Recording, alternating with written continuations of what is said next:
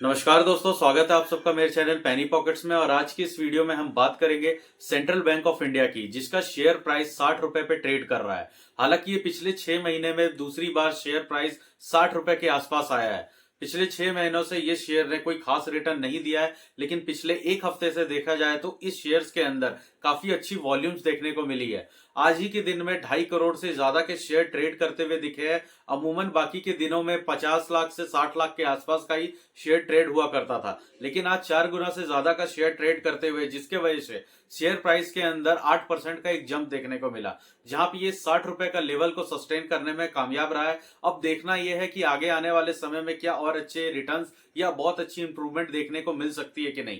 लेकिन share price का इस तरीके से 8 से 10% तक का एक जंप दिखाना और पिछले एक हफ्ते में 11 से 12% तक का एक रिटर्न देना, क्योंकि इस गिरते हुए मार्केट में शेयर प्राइस 50 रुपए तक के लेवल को टच कर चुका था, जहां ये अपने 52 वीक के लो 45 रुपीज के आसपास आ गया था। अगर एक साल पहले की बात की जाए तो जो 45 रुपए का एक प्राइस रेंज है, उसके आसपास दोबारा शेयर का आना, वो भी 8 महीनों के बाद, ये बहुत बड़ी गिरावट का संकेत होता है। क्योंकि आपके 8 महीने की जो जर्नी होती है, उसमें मिलने वाले रिटर्न, जो कि ये शेयर अपने ऑल टाइम हाई 76 रुपए तक गया था, मतलब एक साल में इस शेयर ने ऑलमोस्ट 90 से 100% तक का रिटर्न आपको दे दिया था। लेकिन जिन इन्वेस्टर्स ने इसमें इन्वेस्ट किया, लॉन्ग टर्म के लिए होल्ड करके रखे हैं, उनके लिए एक अच्छी खबर हो सकती है, क्योंकि शेयर प्राइस में अब अच्छे वॉल्यूम्स और एक अच्छी मूवमेंट देखने को मिल रही है। देखिए, इसका कारण क्या है। एक तो कारण यह है कि अभी जो गवर्नमेंट ने डिसाइड किया अपना, जो कि पीएसयू बैंक्स को हम वापस मर्जर में लाएंगे। मतलब पहले भी गवर्नमेंट ने 2019 के आसपास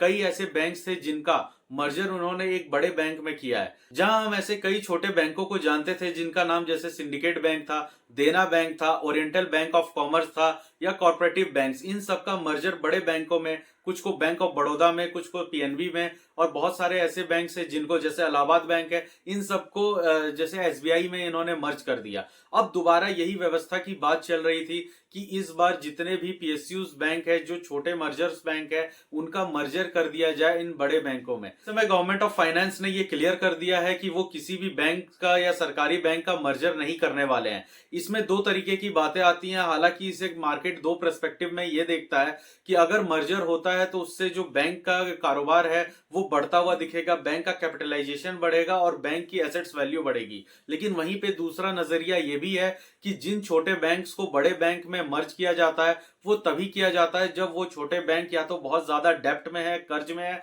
या फिर वो अच्छा परफॉर्मेंस नहीं दे पा रहे हैं, उनके ऊपर लायबिलिटीज ज्यादा है। तो वो चीजें जब एक बड़े बैंक के साथ सम्मिलित होती हैं, तो वो सारे पेन्स, वो सारी दिक्कतें उस बड़े बैंक को भी देखनी पड़ती है। सिर्फ मार्केट कैपिटलाइजेशन बढ़ने से काम नहीं होता है। अगर आपके पास दो ऐसी एंटिटी आ जाए जिसका वर्क एक्सपीरियंस, वर्क परफॉर्मेंस और जो एसेट्स क्वालिटी है वो खराब हो, तो उससे बड़े बैंक को भी इंपैक्ट पड़ता है। तो अगर गवर्नमेंट की तरफ से ये न्यूज आ रहा है कि इस वक्त फिलहाल वो किसी भी मर्जर की तरफ नहीं देख रहे हैं, तो फिलहाल के लिए ये जितने भी बैंक्स हैं, पीएसयू बैंक है, इनके लिए एक अच्छी खबर ही है। क्योंकि हाल फिलहाल में ही आरबीआई ने इस नवंबर में ही सेंट्रल बैंक ऑफ इंडिया को नो ऑब्जेक्शन लेटर दिया है इंश्योरेंस सेक्टर में आने के लिए। और जनरली इंश्योरेंस इंडिया के साथ इनका जो मर्जर है, उसके भी आरबीआई ने अप्रूव कर दिया है कि आप एक अलग एंटिटी के साथ मिलकर इंश्योरेंस सेक्टर में कदम रख सकते हैं। आप इंडिया में इंश्योरेंस में भी, बैंकिंग सेक्टर के अलावा जो एनबीएफसी सेक्टर है उसमें भी आप काम कर सकते हैं। तो ये एक लाइसेंस मिलना सेंट्रल बैंक ऑफ इंडिया को आरबीआई की तरफ से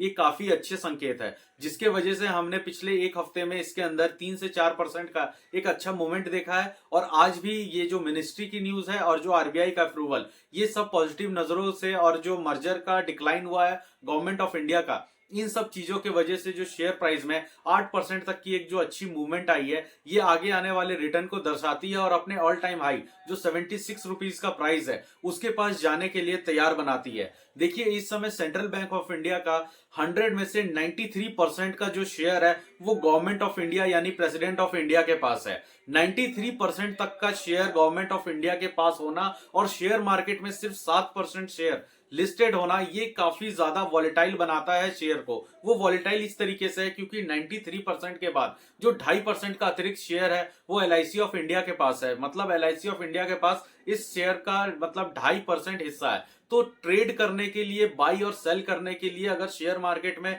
पूरी तरीके से देखा जाए तो सेंट्रल बैंक ऑफ इंडिया का सिर्फ 5% शेयर है जो कि ट्रेड के लिए रखा हुआ है। तो इस शेयर में अगर 2-2.5 करोड़ की वॉल्यूम्स की ट्रेडिंग होती है या कोई बहुत बड़ा बल्क अमाउंट में बाइंग या सेलिंग होती है तो शेयर्स के वॉल्यूम में काफी ज्यादा इंपैक्ट देखने को मिलता है। वही अगर सेबी के नॉर्म्स के हिसाब से चले तो जो भी कंपनी शेयर मार्केट में लिस्टेड है उसमें प्रमोटर की हिस्सेदारी 75% से ज्यादा नहीं होनी चाहिए। ये सेबी की गाइडलाइंस है। अगर इस गाइडलाइंस की हम बात करें तो इस वक्त जो 93% की हिस्सेदारी सेंट्रल बैंक मतलब सेंट्रल गवर्नमेंट के पास जो रखा हुआ है, उन्हें आने वाले समय में एफपीओ के द्वारा या क्यूआईपी के द्वारा या फिर जो फंडिंग जुटाने की प्रोसीजर जो प्रक्रिया होती है वहां पे उन्हें अपने जो बैलेंस शेयर है उसे बेचना पड़ेगा। गवर्नमेंट ऑफ इंडिया के पास अतिरिक्त 18% शेयर है, वो धीरे धीरे करके इन्हें मार्केट में डाइल्यूट करना पड़ेगा, मार्केट में फ्लो करना पड़ेगा, जिससे कि आने वाले समय में मार्केट में इसकी लिक्विडिटी ऑफ शेयर्स वो बढ़ने लगेंगी। अब ये तो रहा कि इनके ऊपर प्रेशर है, लेकिन ये आने वाले समय में एफपीओ कब लाएंगे? ये एफपीओ गवर्नमेंट तब लेके आएगी जब शेयर प्राइस 76 या उसके ऊपर के लेवल पे जाता है, क्योंकि गवर्नमेंट भी अपने हिस्से की शेयर्स तभी बेचना चाहेगी जब उन्हें उस शेयर्स का एक अच्छा खासा दाम मिलता हुआ दिखाई देगा। तो आने वाले समय में हम इस कंपनी में पीएनबी के जैसा हमने अभी कुछ ही दिन पहले देखा है कि पंजाब नेशनल बैंक में भी एफपीओ आया था 103 रुपए के प्राइस पे। वहां मैनेजमेंट ने 5,000 करोड़ तक की इक्विटी के जो वैल्यू था वहां पे वो शेयर्स बेचा ताकि मार्केट से 5,000 करोड़ का एक एसेट्स को उठाया जाए। और सेंट्रल बैंक ऑफ इंडिया का देखा जाए तो ये 2015 से पहले डिविडेंड भी देता था, लेकिन उसके बाद से इसने कोई डिविडेंड नहीं दिया है। और 2022 से ये जो बैंक है ये प्रॉफिट में भी आ चुका है। मतलब अब इनके जो नेट प्रॉफिट्स है वो बढ़ के आने लगे हैं। क्वार्टर वाइज क्वार्टर तो बढ़ ही रहे हैं और ईयरली वाइज देखा जाए तो अब भी बैंक 2500 करोड़ से ज्यादा का नेट प्रॉफिट जनरेट कर रहा है। लेकिन उसके बाद भी डिविडेंड नहीं देने का यही कारण है कि बैंक चाहता है कि उनके पास जो कैश बुक है, कैश फ्लो है, वो अच्छा मजबूत हो जाए, उसके बाद ही डिविडेंड देने की कोई प्रोसीजर देखी जाएगी। और वैसे भी गवर्नमेंट का हिस्सा 93% है, तो ज्यादातर पैसा तो गवर्नमेंट के पास चला जाएगा और रिटेलर्स के पास, पब्लिक और इंस्टीट्यूशन के पास कुछ खास शेयर्स इसके हैं भी नहीं।